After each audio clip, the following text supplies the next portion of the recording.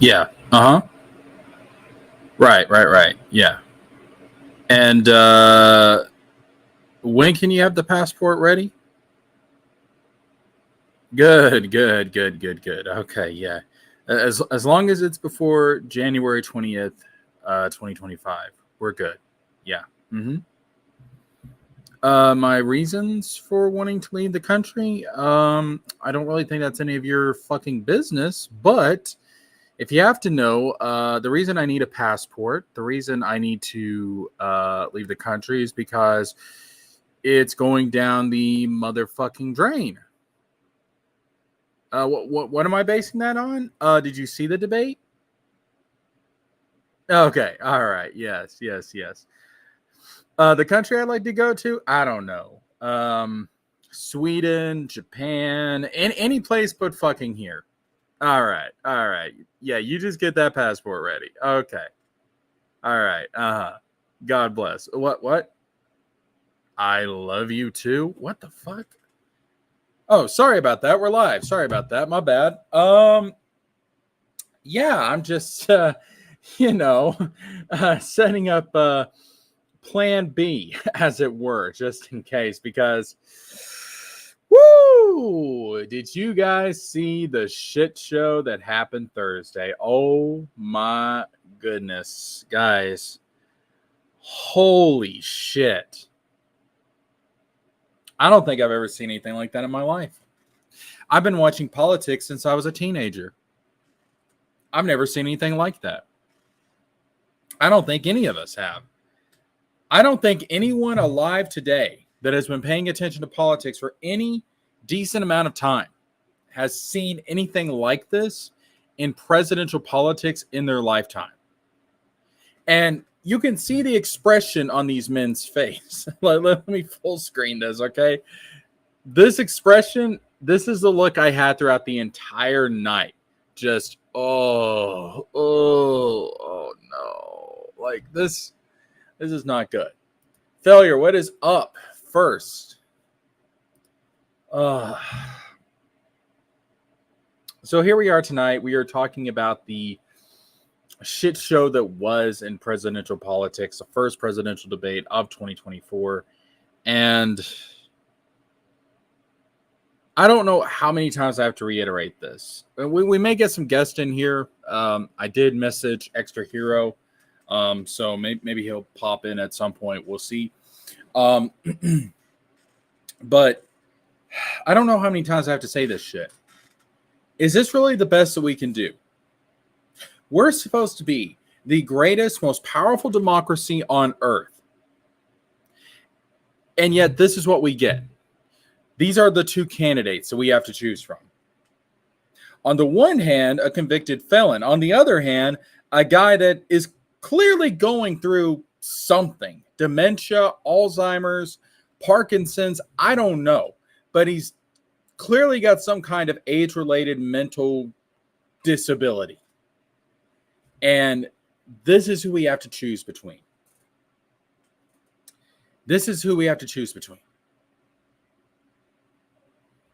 And I'm scared, man. Like, not last night, Thursday, at the end of that debate, fear was the emotion I was feeling. I was like, oh my God. No matter which way we go, we are fucked. The country is fucked. That's where we're at. This is... I don't know how anyone can look at this and say that this is a healthy democracy. Like, this is how American politics should be. Like, this is ridiculous. This is absolutely ridiculous. So I'm assuming everybody saw this. I'm assuming everybody knows what's going on. There's a lot that we need to discuss tonight.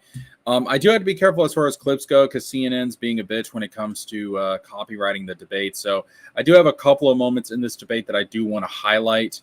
I got one that really highlights the issues with Joe. I've got one that is a little bit more lighthearted that I think would be kind of funny. We may actually, I don't know, we may end the stream on that. I don't know, to give some kind of some kind of just lighthearted moment to this depressing situation.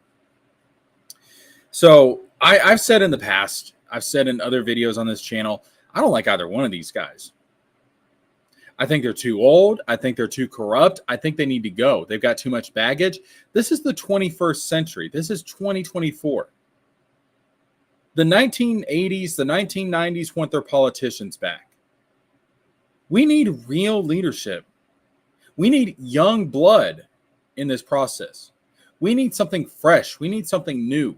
We need 21st century leaders for a 21st century America. Not this shit. Not this geriatric shit. Just fuck me.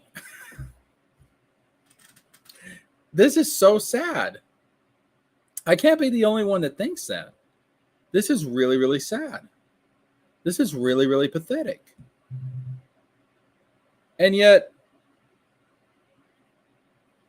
here we are. This is our options.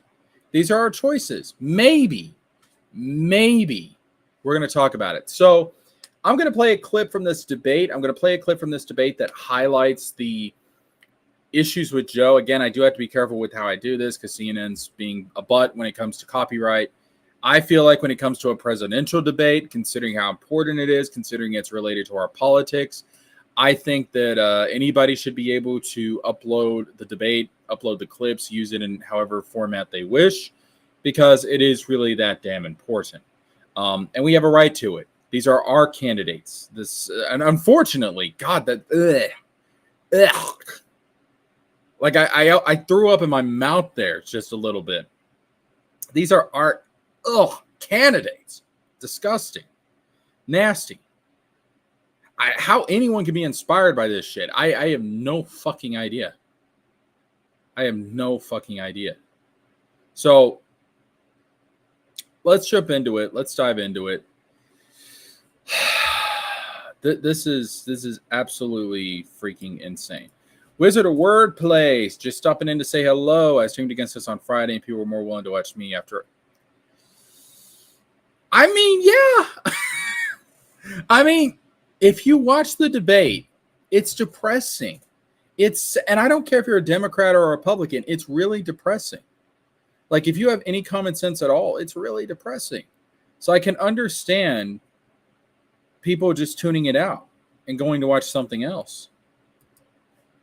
Good to see you, Wizard. Good to see you. If you want to hop in, the link is in the chat. Then again, probably not, because on Tony's channel, you've been streaming like crazy. Like, you've been holding down the fort. I guess you're tired, man. I guess so.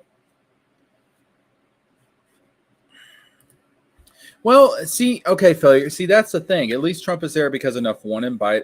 Okay, so my argument against that is that even after Nikki Haley dropped out, she was still getting like 30-40% in the primaries, even after Nikki Haley dropped out, which for someone that wasn't even campaigning at that point is insane.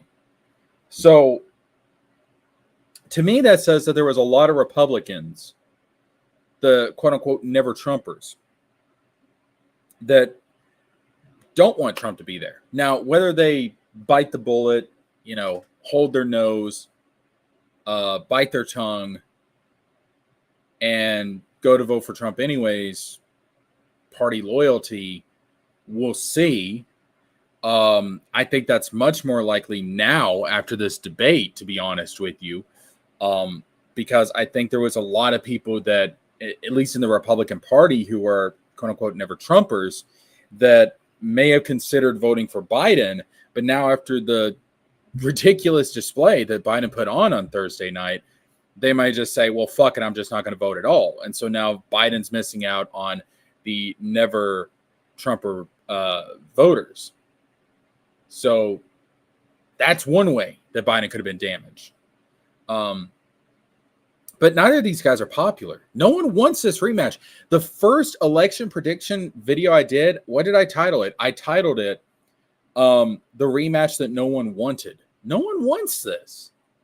I'd rather have a young Republican and I'd rather have a young Democrat sparring out, having at it, going at each other, having this healthy debate of ideas. That's what I'd rather see. These two should be in a nursing home. One of them definitely should be in a nursing home. Wizard says, I took his place this weekend, but I'm taking the day off. Sleep comes before Tony's money. You don't want to talk about the Dawn like that. Nothing comes before the Dawn's money, Wizard. You got to understand that, all right? Nothing comes before Tony's money. Now, you get out there. You get out there and you work them streets for Tony. You hear me? Capiche? If you don't, there's going to be a wizard that's going to be sleeping with the fishes. Nikki only had that push because she was willing to go to war with Emperor Palpatine. What the fuck are you talking about? No, there's a lot of people that are there's a lot of people that voted for Trump in the past that are not going to vote for him this time. And that doesn't mean they're necessarily going to vote for Biden. It just means they might not vote at all. And the thing is, though, and this is what makes it difficult to predict all this shit, is because on Biden's side, there's people that there's Democrats that may not vote for Biden, but they won't vote for Trump. They just won't vote at all. And I'm talking about specifically the people that are a lot of Muslim voters, especially in like Michigan, for example, because of the whole Israel thing and how they feel like he's not giving enough support to the Palestinians. So there's a lot of people on both sides, both Republicans and Democrats, that will not necessarily vote for the other party, but just may not vote at all. And that makes it really difficult to tell where this thing is going to go. I will say that if you look at my election prediction videos that I've done in the past, I have predicted consistently, starting from last November, I have predicted that Joe Biden would win the election, that Joe Biden would get reelected because of certain trends that I have seen in certain states. Even in Republican states, there's a more leftward tilt. In my state of Tennessee, which is a Republican stronghold, the Volkswagen plant in Memphis unionized. That is the first union formed in the state of Tennessee, I believe, in 40 years. So, and that's not to say that Tennessee is going to go blue. It's not. Tennessee's not going to vote for Biden. But if there is that trend that is happening in a state as red as Tennessee, what does that say for other states in the country, more purple states? I'm talking about your Arizonas, your Michigans. Like, what does that say about the toss-up states? It means that there's probably an even stronger leftward trend in those states. So that's why I have consistently said that I think Biden's going to win, not by a lot. It's going to be close, but I think he's got enough there to give him the edge. That has changed. My opinion has changed after tonight or after the debate. I can't say that anymore. I think that if I was to do an election prediction video, and again, I have to sit down, I have to go over all, especially the toss-up states. I have to look at the trends. We need to get some polling. Like the next 10 days or so are going to be important when it comes to polling. We need to get some polling. We need to get some real numbers out there so I can look at how this has affected things, how this has changed things. But honestly, if I was to do an election prediction video today, I would probably, for the first time this entire cycle, I would probably say that Trump has a slight edge. That Trump would probably eke out a victory at this point. And I've not been saying that. I've not been saying that at all. But that's where we are. And I think this may be the moment where Trump won the election.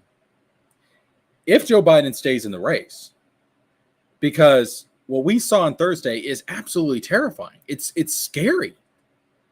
And given there's people that are ride or die Biden and there's people that are ride or die Trump, but it's the independents and it's the fringes of the party that, you know, the more moderates in each of the parties that could be persuaded to go the other direction.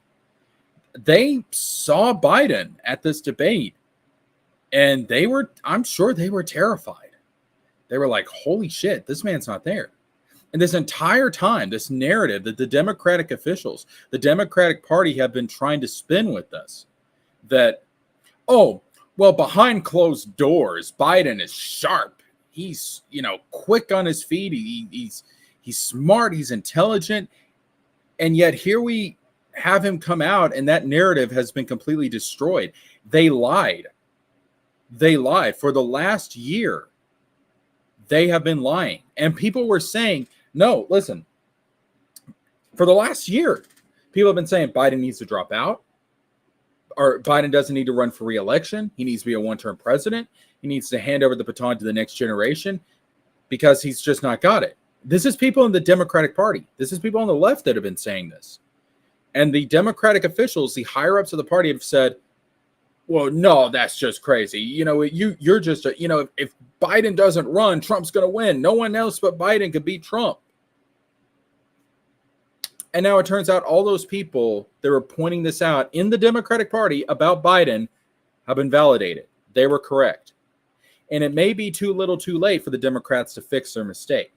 We'll see. Technically, Biden is not the nominee yet. He has not officially been given the nomination. The convention is in a few weeks. If they want to replace him, they have time. And we're going to talk about that. Let's see. I still haven't voted ever. Honestly, this was the first election that I was not going to vote in because I was just so disenfranchised with the process and with our choices. But I have voted in every single election since I've reached the age that I could vote. But this was going to be the one time that I made an exception. Now I was starting to, before this debate, I was starting to lean one way or the other. Now I don't know. Failure says, I meant Nikki was just willing to go to war with other countries. Oh, yeah, of course, yes. Nikki Haley is a neocon. She's a neocon. She's a war hawk. I thought that we had purged. I thought, regardless of what you think about Donald Trump, like at least the one good thing is that maybe we purged the war hawks from the party. Maybe that, the neocons had finally lost their grip on power. Neocons are fucking disgusting. They're just warmongers. They're absolutely warmongers. First election I could was 2020. Glad I didn't. My first election was 2012. And I've been voting every single election since then. This is going to be the first time I just didn't vote. I've changed my opinion on that. I am going to vote. How am I going to vote? Will I tell you tonight? Maybe, possibly. We'll see. All right, so let's look at this clip real quick. Let me pull up the clip. I've got this time-stamped. And again, I think this one clip really encapsulates everything. So let me take us back to 50 seconds. And this segment runs for up to 1 minute, 49 seconds. Okay, so here we go. CNN, don't come after my ass over this. I swear to God. The tax system. For example, we have 1,000 trillionaires in America. Billionaires in America. And what's happening? Now, this clip really shows you just how scattered Biden's mind is. Just something is obviously not, the neurons aren't firing correctly up here. They're just not. This whole diatribe right here is absolutely insane. So here we go. They're in a situation where they, in fact, pay 8.2% in taxes. If they just paid 24%, 25%, either one of those numbers, they'd raise $500 million, billion dollars, I should say, in a 10-year period. We'd be able to wipe out his debt. We'd be able to help make sure that all those things we need to do, child care, elder care, making sure that we continue to strengthen our healthcare system, making sure that we're able to make every single solitary person eligible for what I've been able to do with the COVID. Excuse me. Making sure every single solitary person can apply for COVID. What the fuck is he talking about? No, Failure is right. He messed up that trillionaire billionaires talking point several times. Yes, he did. There are no fucking trillionaires, dog. Now there's trillion-dollar companies, but there's no individual trillionaire. That doesn't exist yet. Maybe it will, but that doesn't exist yet. There are billionaires. With dealing with everything we have to do with, look. And right there, man, that's the moment. The neurons just aren't firing. They're not clicking, man. It's just not happening. If we finally beat Medicare. Jesus.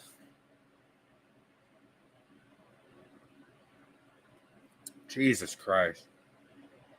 Guys, every single solitary, and first of all, they said he had a cold. That explains the voice. That does not explain all the fuck-ups, the mental fuck-ups that he had consistently from start to finish throughout this debate. I've had a cold before. I don't have mental lapses like that. That's insane. That's insane cope. But this man actually said, every single solitary American will be able to apply for COVID. We beat Medicare. And I, as soon as he said, we beat Medicare, there was a hell of a lot of seniors out there that were like, you did what? Oh, fuck no. Thank you, President Biden. President Trump? Well, he's right. He did beat Medicare. He beat it to death, and he's destroying Medicare. They are going to use this line in their ads. Donald Trump and the Republicans will use this Medicare line in advertisements going forward. This entire debate is a gold mine for material to be used in ads. If he doesn't drop out, they're going to use every single line that he fucked up in this debate to hammer him from now until election day. Fuck me. Fuck me.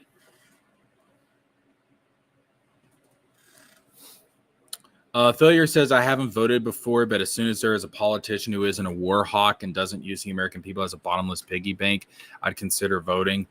I agree. I don't like war hawks. I don't like neocons. I don't like war hawks. Let's call them what they are, warmongers. They prop up the military industrial complex, and it's fucking disgusting. And then as far as like using the American people as bottomless piggy, I mean, I don't want taxes raised on the majority of Americans, but fuck the billionaires. I mean, seriously, fuck the billionaires. I don't give a shit what happens to the billionaires. Fuck them. Because I don't give a shit what happens to me. Why should I give a shit what happens to them? If you want to take their money and give me things like free healthcare, fuck it. Fuck the billionaires. The billionaires can eat a dick.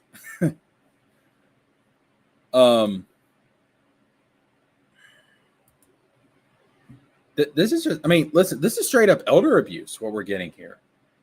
And I have a theory. I think the person that is pushing Joe to run and has been for a while is his wife, Jill Biden. Like, honest to God, I agree with the theories that are going on out there that the woman is married to power. She's not married to the man. She doesn't care about the man. She cares about the power. And having Joe, I mean, there's so many people in the Democratic Party whose jobs are reliant on Joe Biden. This is a man who should not be doing the most difficult job on earth. The job that ages you for every year you're in office, you age 2 years. He can't handle it. He can't handle it. And let's be honest here. If he stays in the race and you vote Democrat this November, let's keep it 100. Let's keep it real here. All right? You're not voting for Joe Biden. You're voting for Kamala Harris. Why? Because there is no way, even if by some miracle Biden gets reelected, There is no way that he is going to make it through another 4 years. He physically and mentally cannot do it. It will destroy him. And that's sick. I mean, regardless of who you are, just on a human level, look at Joe Biden and tell me it's not sick to put an elderly man that has the cognitive issues that he does through another term as president. Tell me how that's not elder abuse. That is sick. But Joe Biden will do it anyways because she's married to the power. She wants that power. It's disgusting. And all of these people out there that are saying that Joe Biden can still win this election, that Joe Biden is the best candidate to go against Donald Trump, are fucking delusional. Like, the Democrats want to talk about how the Republicans put party before country. Well, if you actually believe that Donald Trump is that bad and he's this threat to democracy that you've made him out to be, then wouldn't you want a candidate that can really take him on? Not Senor Joe. Not senile Joe. But yet you're putting him out there anyways because we don't want to hurt his feelings. Are you fucking crazy? How is that not putting your party and your candidate before your country? If you really believe the things that you believe about Donald Trump. That makes no fucking sense. None. Zero. That's insane. That's crazy. That's nuts. And I can't believe that people are actually considering running this guy and letting him stay in the race. When you don't have to. You've got 7 weeks. I believe it's 7 weeks until the convention. You can still pick somebody else. You can still pick somebody else. And we're going to talk about tonight who that somebody else is. But before we get to that, I do want to break some news tonight. It has been reported that today Joe Biden did go to Camp David and with his family in order to discuss with his family the campaign. Now, what does that mean? I don't know. We haven't got any news since then, but apparently, yes, Joe Biden did go to Camp David. Count David. Where's TJ Laser? Apparently, Joe Biden did go with his family to Camp David in order to discuss the campaign. And I think it's pretty obvious what they are talking about, and that is the potential of him getting out. Now, here's the thing. Somebody in that family, not Jill Biden, because Jill Biden cares more about the power than she does her husband, keep Joe Biden out of the room. Keep Jill Biden as far away from these conversations as possible. If you have any sympathy for this elderly old man, keep Joe Biden as far away from these conversations as possible. But somebody in his family needs to go to him and say, Joe, you can't do it. Just be honest. Now, what I've heard is that Joe Biden's incredibly stubborn, and that if he feels like there's a lot of pressure for him to get out, he's just going to dig his heels in and continue on. And it's like, dude, how fucking big does your ego have to be? And this is something I've noticed from especially old men just throughout my life. They cannot admit that their time is over. They cannot admit that things aren't going to get better. They cannot admit that they're not capable of doing what they used to. And it's because they've wrapped up their whole identity in their work. So they don't know how to live life without working, without doing something. I guess they'd be horrible fucking Buddhists because, they have no concept of Zen, of just existing, of not doing anything, just exist. But regardless, they have this ego, and it's like, well, you're not going to tell me that I'm old. Like, I can still do this. Like, you're not going to tell me that listen, here's the truth. All right. Everyone, every single human being, if they live long enough to reach a certain age, to reach elderly age, your body is going to get weaker. Your mind is going to grow more feeble. And there's not a damn thing you can do about it. Because your body is shutting down. Your mind is shutting down. It is slowly preparing you for death. You can't beat that. You don't get better from that. You don't overcome that. That is a truth and a process of nature. And you will never defeat that. You will never overcome that. You are going to die. And you're going to get slow and old, mentally and physically, before you die. That is a truth of life. You cannot and will not escape that. And if you think otherwise, you're fucking delusional. And you're egotistical. There comes a point to where you recognize you've reached that state in life, and you step aside and you hand the baton over to the next generation. That is the wise thing to do.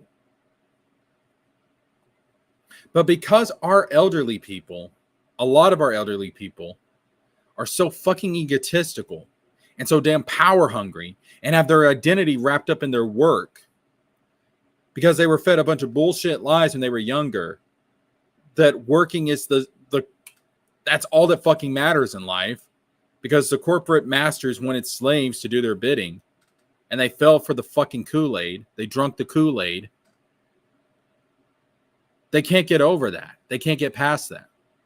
They can't let it go. They can't step aside because they don't know what the fuck to do with themselves at that point. That's really sad. And it's really fucking pathetic.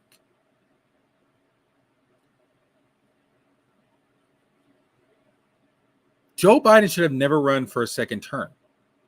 He should have passed the baton of Democratic politics on to the next generation. That would have been the wise thing to do. That would have been the noble thing to do. That would have been the honorable thing to do. But he cares more about himself and his fucking ego than he does about the next generation of people in his party and the fucking country and the future of the country.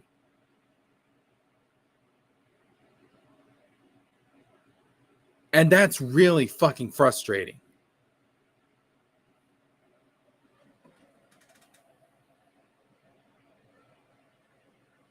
It's fucking frustrating. Like, I'm actually getting so angry right now, I'm fucking starting to sweat. Which it's hot as shit around here, so that doesn't help either. But it's really just fucking frustrating. All right, so the breaking news is Biden is at Camp David having a conversation with his family about the campaign. There is a possibility, and even though there's people saying publicly, "Oh, we got to stand behind Joe Biden," blah, blah, blah, blah, blah, blah, blah, blah. Privately, there's a lot of conversations, even among the donors to the Democratic Party, about him getting out. And now he's having these conversations with his family. I think there's a real possibility, and maybe the news will break tonight. That Joe Biden steps out of the race. I think that's a real possibility. Could happen tonight. Could happen this week. And we'll talk about it when it does. So let's just say that it does. Let's just say that does happen, that Joe Biden does step aside. All right? Let's say that it does. The question that arises at that point is, who replaces him? Who is going to replace Joe Biden if he steps aside, if he steps out of this race? And I have 5 potential candidates. 5 possibilities for who I think could replace Joe Biden as the Democratic nominee. So let's go through them. So let's start, and here's what we're going to do.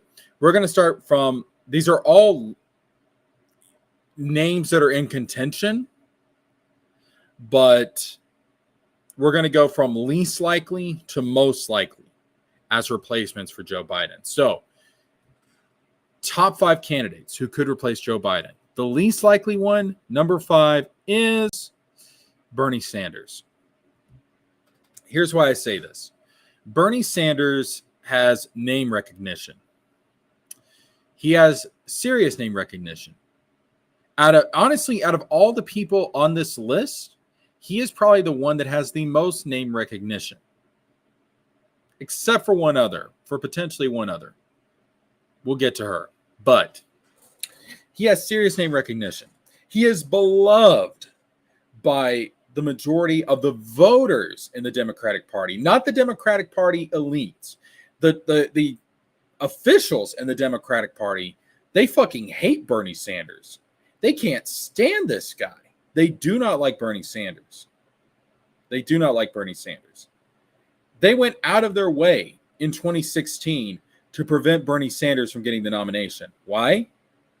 Because he would destroy the corporate culture of America. He would go after the corporations.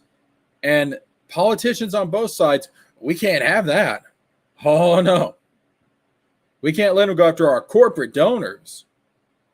We got to protect them. Disgusting, man.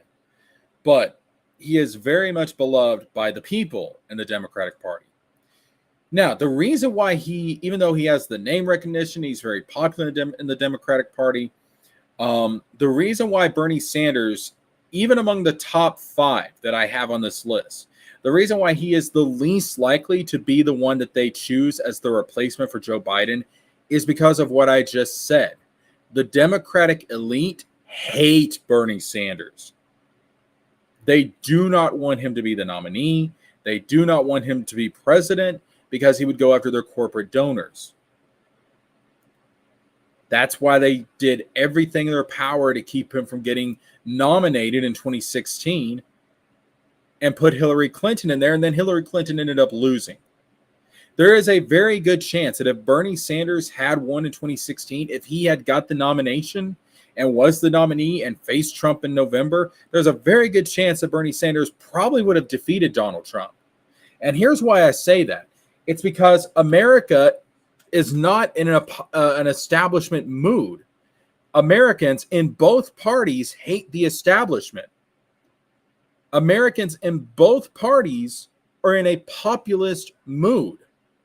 Bernie Sanders represents the populism of the Democratic Party. Donald Trump represents the populism of the Republican Party. And the establishment, they hate that because it's a threat to their power and their money and their wealth. So even though Bernie,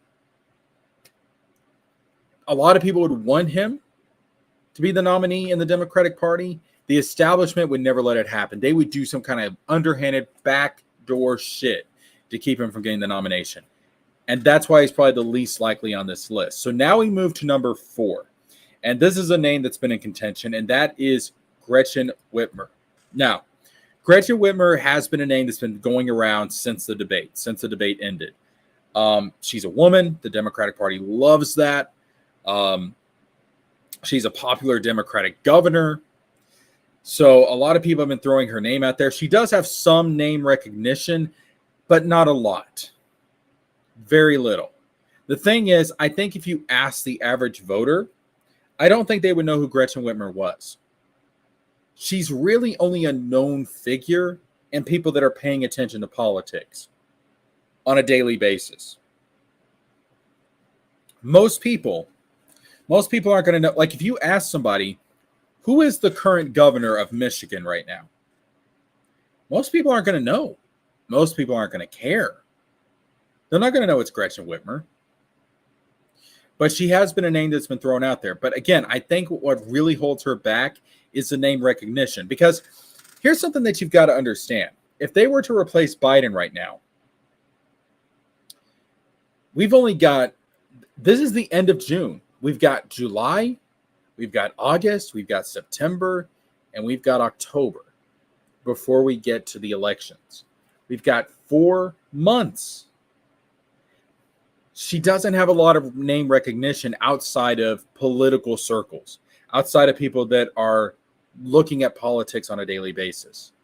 So they have 4 months to introduce her to the country, to get that name recognition out there. That's not a lot of time, and that's time being wasted. If they want somebody to win this, it's somebody that has to go after Donald Trump, and they can't be wasting time getting somebody's name out there, getting name recognition. That's what the primaries are for. And we're long past that. So because she lacks the name recognition, and most people aren't going to know who the fuck she is, I don't think I don't think that she's going to I don't think she's going to be it. I don't think she's going to be the nominee. It would have to be an establishment of the Democrats. I agree. If we're being honest, you could put a cardboard cutout of a donkey. Democrats would still vote for it. Same goes for Republicans. That's true. That's true. But here's the thing. Because here's the thing. People that are going to vote for Biden in the Democratic Party are going to vote for Biden regardless. People that are going to vote for Trump in the Republican Party are going to vote for Trump regardless. But that's not who you need to get to win the election. It's the independents and it's the swing voters. It's the, for the Republicans, it's the never Trumpers. And for the Democrats, it's really a lot of young people that are just completely disinterested in Biden. So those are the people you need to go for. It's young people of color, especially in the Democratic Party. It's the never Trumpers in the Republican Party. And then it's the very few independents. And you may say, well, there's not a lot of those people. There's not. But there's just enough to sway the election. Like I said, this is going to be a very close election. And it's going to come down to the very smallest percentage of people that is going to decide this. And again, I don't think Gretchen Whitmer has the name recognition to really be a viable candidate. Maybe in 2028, but not this time around. The hour is late. Time is quickly disappearing. We're quickly approaching the election. All right, so that brings us to who I think are far more likely candidates compared to the other two. And this is where we get to one that was actually talked about for a little bit, has been talked about multiple times to run as a candidate, and that is Michelle Obama. So here's the thing. Michelle Obama is incredibly popular in the Democratic Party. And she's very, very well liked in the Democratic establishment. Her husband is part of the Democratic establishment. Her husband is part of the Democratic establishment. So she is an establishment candidate. And the thing is, unlike Gretchen Whitmer, she has name recognition. Everybody knows who Michelle Obama is. Everybody knows who Michelle Obama is. So it's not like she has to introduce herself to the country. Her president was husband for 8 years. Everybody knows who she is. Everybody knows who she is. So she has instant name recognition. She's a woman. She's a person of color. That's obviously a bonus in the Democratic Party. She's got a lot going for her when it comes to Democratic politics. She has a lot going for her. The thing is, though, does she want to be president? Does she want to be president? I don't think so. I really don't think that Michelle Obama is interested in politics as far as she herself being a candidate. Because the thing is, if she wanted to be a politician, if she wanted to be a public servant, she could have run for Senate or for the House of Representatives. And she never did. After Barack left office, she could have run. But she never did. Not necessarily for president, but just for any office she could have ran for. In a Democratic and a blue state, she would have won easily. But she didn't do it. And you have to ask why. And the reason why is because I just don't think she wants it. I don't think she wants to be a politician. I think if the Democratic Party, if the officials were to go up to her and ask her, hey, Michelle, will you be the replacement for Joe? I think she would tell them, no, I don't want it. I don't think she's interested. Now, again, could she? Yeah. And if she decided to, she'd probably get the nomination. But I don't think she wants it. I really don't.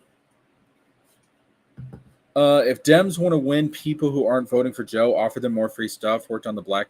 Well, I don't like the sentiment behind that statement, but look, people, it's like 30% of Republicans and like a vast majority of Democrats want single payer health care. So that's the majority of the country wants single payer health care. They want paid family leave. They want different things. So yes, if they were offered this stuff, they would go for it. Does that make them bad people? No, it just means we need to get caught up with the rest of the developed world. This is what they're doing in Europe. This is what they're doing in Japan. The rest of the developed world is doing this shit, and we're lagging behind. It's ridiculous. All right. So let's go on to our next candidate, candidate number 2. And these next two are the ones I think are most likely. In fact, to be honest with you, if I was a betting man, if I was to put money down on the table, I would say it's going to be one of these. If Joe Biden drops out, it's going to be one of these next two. The other ones are just potential candidates. They're out there. It could happen, but I think when we get to these next two, I think that we're in a different league, in a different category as to likelihood. And that takes us to numero dos, our second most likely candidate, and that is California Governor Gavin Newsom. Gavin Newsom is a darling of the Democratic establishment. And here's the thing. He is slick. He is a great talker. He's a great politician. And he can debate like no other. I mean, guys, listen. Go back and rewatch the debate that he had with Ron DeSantis. There was a debate earlier this year between Ron DeSantis and Gavin Newsom. Now, regardless of which side of the political aisle you're on, I don't think you can deny Gavin Newsom debated circles around Ron DeSantis. He made Ron DeSantis look like a chump. It was embarrassing. Now, in my opinion, he could probably do the same to Trump. Gavin Newsom's probably a much stronger debater. I know Gavin Newsom would be a stronger debater than Joe Biden. That being said, Gavin Newsom has some issues. Gavin Newsom has issues. California is a mess. It's a mess. He's not done. I mean, that's the thing. He campaigned on coming in and fixing California. He's not done that. There's been a mass exodus of people from California. That would hurt him in an election. That would definitely hurt him.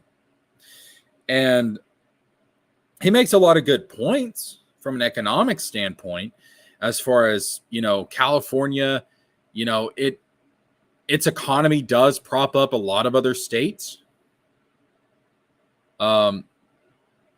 That's true. I mean, like he pointed out, like, what is it? Mississippi is like the poorest state in the country. I mean, this is the thing, guys. The poorest states in the country are Southern Republican states. I know. I live in one. California, in a lot of ways, is it's carrying the weight of a lot of other states, and that has affected California's economy negatively in a lot of ways.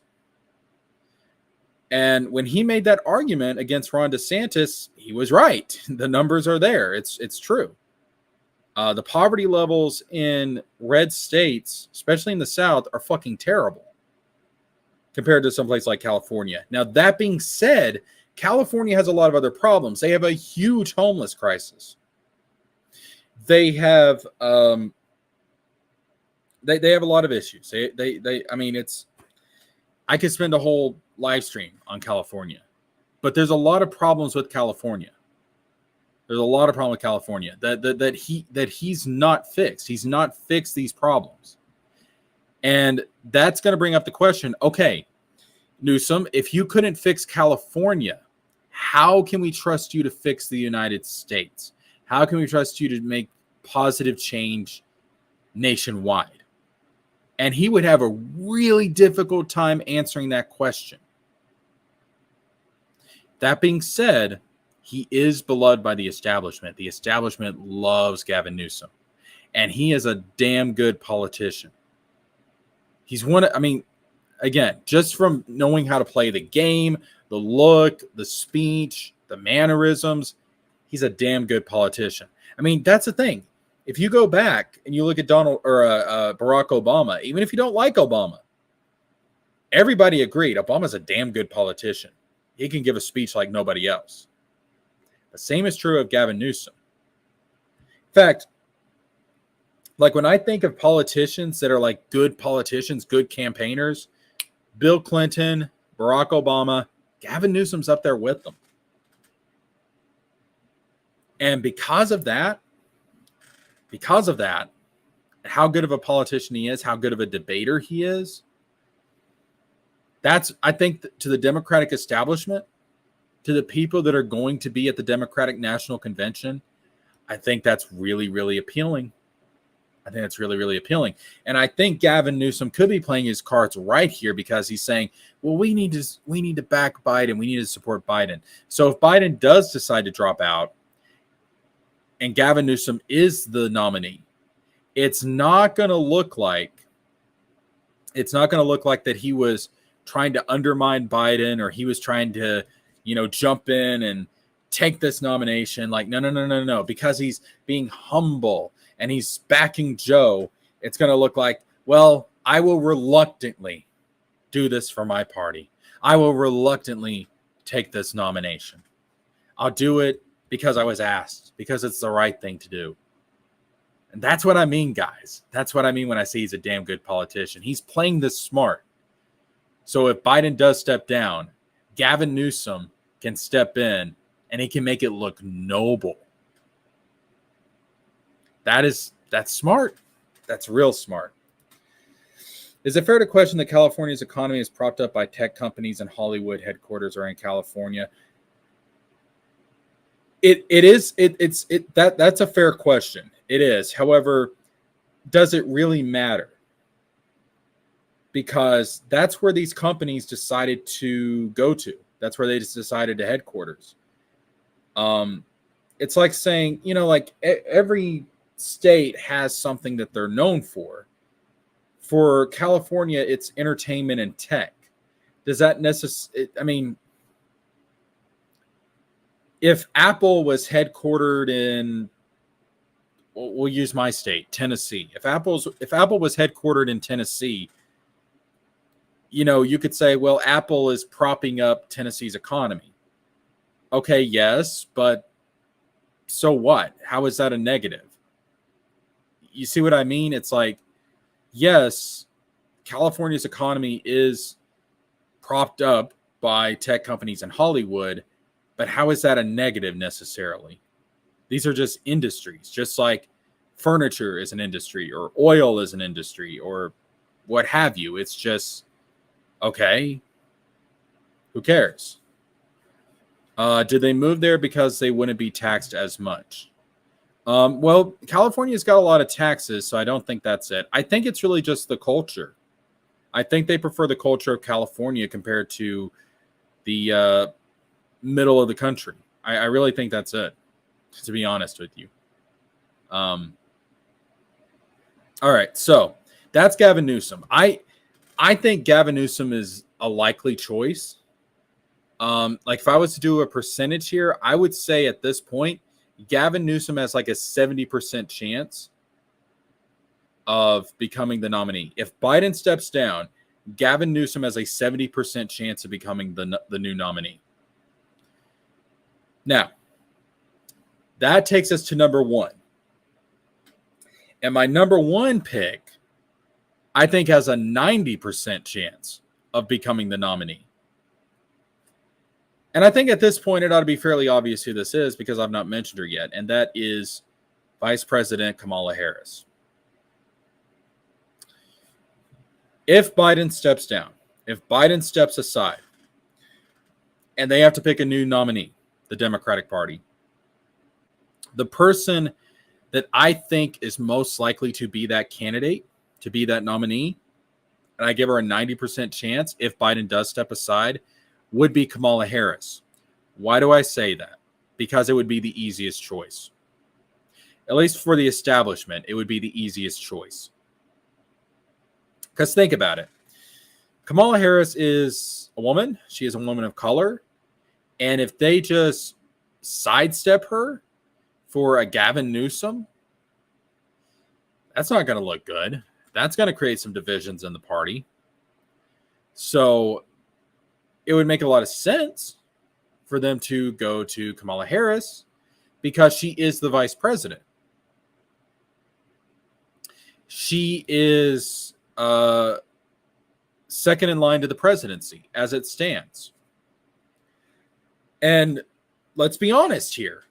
If Joe Biden stays in the race and he somehow wins re-election, if you vote for Joe Biden in November, you are voting for President Kamala Harris because there's no way that Joe Biden's going to make it through another term. That's not going to happen. And what happens if he passes away in office? Kamala Harris becomes president. The vice president becomes the new president. If Joe Biden passes away while in office, you will get a President Harris. So don't get it twisted. If you vote for Joe Biden in November, you are casting a vote for a President Harris. That is going to happen if he wins. So using that logic, the Democratic Party may think, well, let's just go ahead and skip the trouble of all that. Let's make her the nominee now. Let's get her elected president now. It's a simple transfer. It makes sense from a certain point of view, especially from the view of the establishment, because she is a woman of color. She is the vice president. She's definitely younger than Joe. So she's not a, I wouldn't say that she's the next generation of Democrats, but she is of a younger generation of Democrats. So it would make sense to pass the baton onto her, at least to finish out another term. And it would be the easiest option. Because here's the thing, even though you have Michelle Obama, who is a woman of color, if you skip over Harris, that creates division. If you skip Harris and go straight to Michelle Obama, I think that's going to create a lot of tension and division in the party. And that would make for a very messy national convention. But if Joe Biden comes out tonight, tomorrow, this week, sometime before the convention and says, my fellow Americans, I've decided I'm going to step aside from this election, this nomination process, and I am going to throw my full support, my endorsement behind my vice president, Kamala Harris.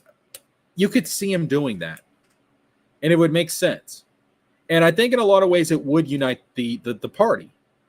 And the establishment would love it. The establishment would love it. Now, there is one hiccup with all this, and that is, in a lot of ways, Kamala Harris is less popular than Joe Biden. When you look at the polls, Kamala Harris is not as popular as Joe Biden, and Joe Biden's not very popular.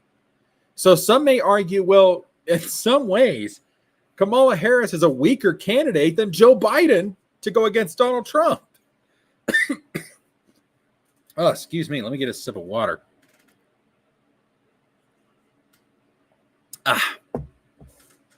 In some ways, Kamala Harris is a worse candidate, a weaker candidate to go against Donald Trump.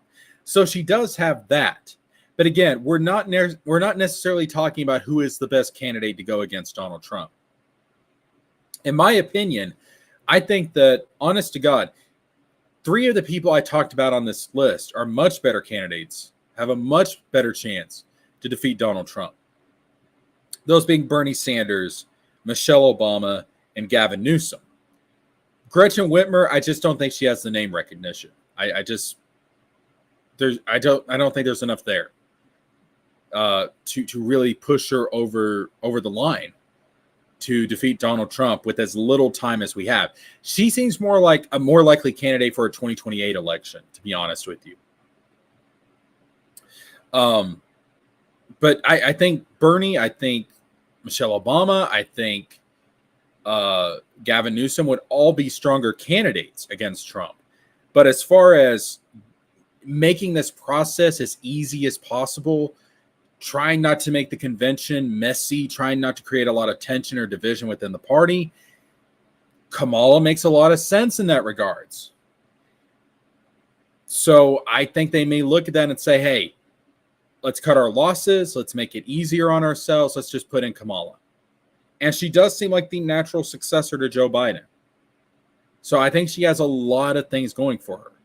And I forget who it was this morning. I was watching Meet the Press this morning. And I forget who it was, but somebody said, listen, if they do this, if Joe Biden steps aside and somebody takes his place, it will be Kamala Harris. And I agree with that.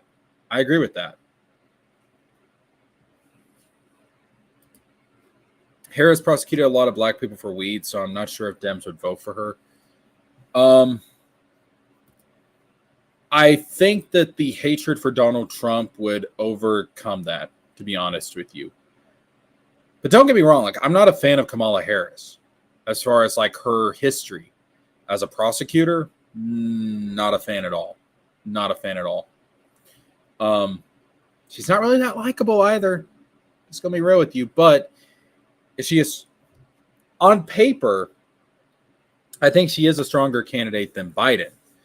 But again, I don't think she's as strong of a candidate as Bernie or Michelle or Gavin. I think those are all stronger candidates. But as far as making this process smoother, as far as trying to make the convention as least as far as like trying to make the convention as less chaotic as possible,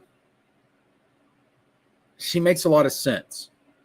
Especially if Biden steps aside and he says he's endorsing Kamala to be the nominee, I think a lot of Democrats would fall in line. And I think she would have a lot of support in the party, to be honest with you, even if she's not the strongest candidate.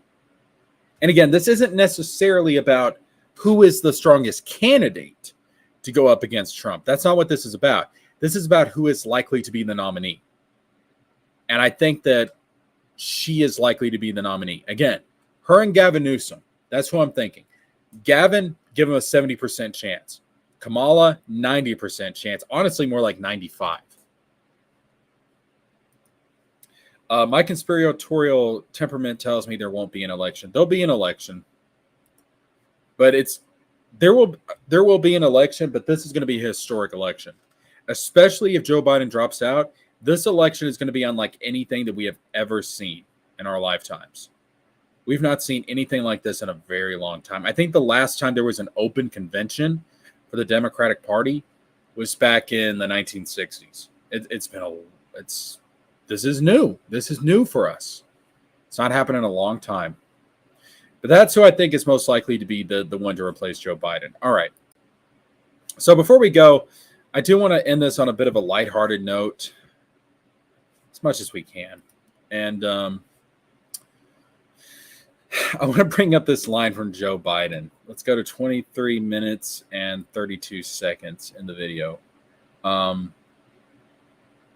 This is actually kind of a funny line, and I didn't understand what Joe was talking about here, but apparently, like, this insult is like the slang that is used in this insult is very old fashioned. It was like from the 1960s.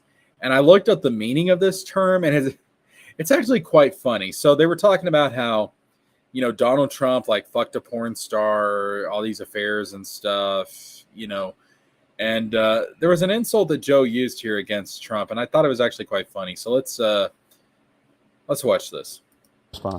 The idea that I did anything wrong relative to what you're talking about is outrageous. It's simply a lie, number one.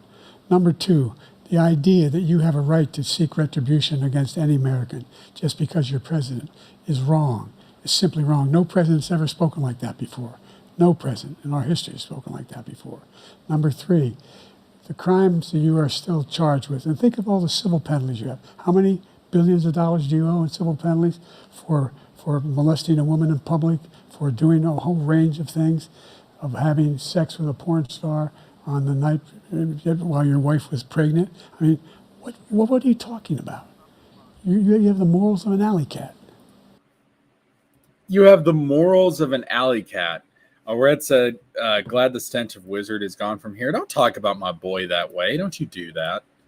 So he said you have the morals of an alley cat. Now, everybody was like, what the fuck is he talking about? What's wrong with alley cats? Dude, I've owned alley cats in my life. I've had family members own alley cats. Alley cats are awesome. What the hell is he talking about? The morals of an alley cat. So I had to look this up. I did a little bit of research, and here's what I found out. So apparently this is an insult that finds its roots like back in the 40s, 50s, 60s, whatever. And when you say that somebody has the morals of an alley cat, it's an insult that basically means you're a whore. And so what it is, it's like, okay, like you have prostitutes in back alleys selling themselves, selling their bodies. And like back in the 40s, 50s, and 60s, prostitutes were referred to as alley cats because of that. So essentially, he's calling Donald Trump a prostitute, which in hindsight, I think is actually fucking hilarious. I don't know. I found it funny. But I don't think that anybody really got that, because again, I had to look up what he was talking about, but that is such an old term. And this kind of goes back to what I've been saying. Like, we need to stop electing these old fuckers, man. Like, there's only one elderly politician that I really have any like respect for at all, and that's Bernie Sanders. Because even though I don't agree with Bernie on every single issue, I think that Bernie Sanders really does believe like what he wants to do would be best for the country. I think he actually does want what's best for the country. And the man is still somewhat caught. I mean, the man is obviously in better shape than both Trump and Biden. I mean, let's be real here. So he's like the only elderly politician I look at. I'm like, I don't agree with you on everything, but I can at least respect you. The rest of them need to go to a nursing home. The rest of them need to be out of office. Go away. Shoot. Let our generation take over. It's our turn. It's our chance. This is our century. We need 21st century leadership. The 1980s and the 1990s want their politicians back. And that's what I have to say about this. Fuck both of them. All right? Fuck both of them. I don't know. If there might be a silver lining here. Maybe there'll be a wild card politician. Maybe there'll be a wild card politician that'll end up replacing Joe Biden. And it'll be like the best fucking it'll be like the best fucking presidential candidate that we've had since like John F. Kennedy. Somebody that can really inspire the nation.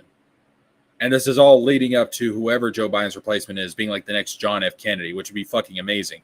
And then I can actually go and vote for the guy and be like, I'm not just voting for you because you're the lesser of two evils. I'm voting for you because I'm inspired by you and I actually believe in your vision for the country. Do you know how, can you imagine how awesome that would be to actually go and vote for somebody, not because you don't like the other guy or because it's the lesser of two evils, but because you actually believe in them, you're actually inspired by them, and you actually believe in their vision?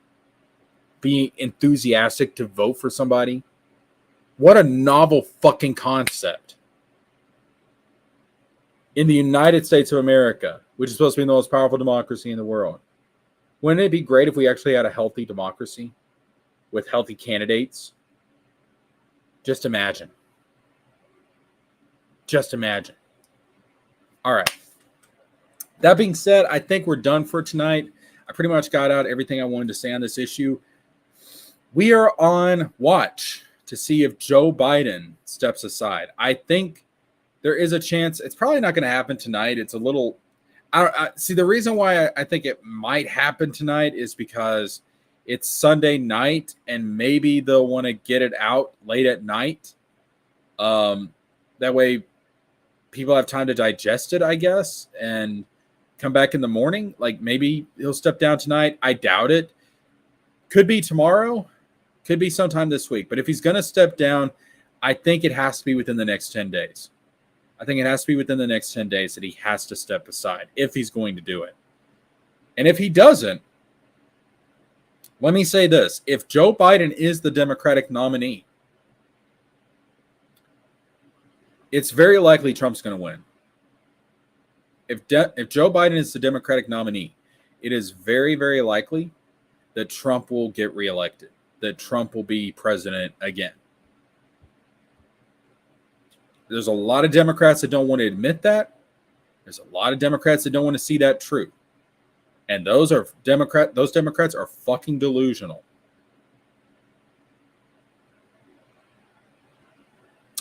As for me, I'm going to get back on the phone and work on getting my passport approved so I can get the fuck out of here before this whole country goes ablaze. So I'll see you guys later. I'll see you guys for the next one. If you guys are not subscribed to the Pop Culture channel, go over and check out the Pop Culture channel. I might be streaming tomorrow. I haven't decided for sure yet. There's a good chance I'm going to stream tomorrow night on the Pop Culture channel. So go and check that out. The link to that will be down in the description box down below if you want to support the channel financially. I don't have super chats yet on this channel, obviously, but I do have super chats on the Pop Culture channel. But if you want to support the channel financially, the Patreon information is scrolling at the bottom of your screen right now. It's down in the description box down below. I also have a PayPal, Cash App, Venmo, all that good stuff. Much appreciated. If you cannot support the channel financially, like, share, subscribe, click that bell for notifications, especially share, because we get more people in here. We get more people coming to the channel. Much appreciated. That being said, see you guys for the next one. Probably going to see you guys tomorrow on the Pop Culture channel. And if Joe Biden does step aside, we'll definitely be doing a live stream on that. Also, I'm going to take some time. I'm going to look through the data. I'm going to look through the polls. I'm going to give some time for some polls to come out post-debate. And then I'm probably going to do another election prediction video. And it might change this time. Because I've been saying Biden's going to win. But after this debate, Trump's prospects are looking a lot better. All right. That being said, I'm signing out. Y'all take care. Much love. Appreciate it. Peace out. Yo, lay off of Wizard, man. Wizard's cool. Back off. I love Wizard.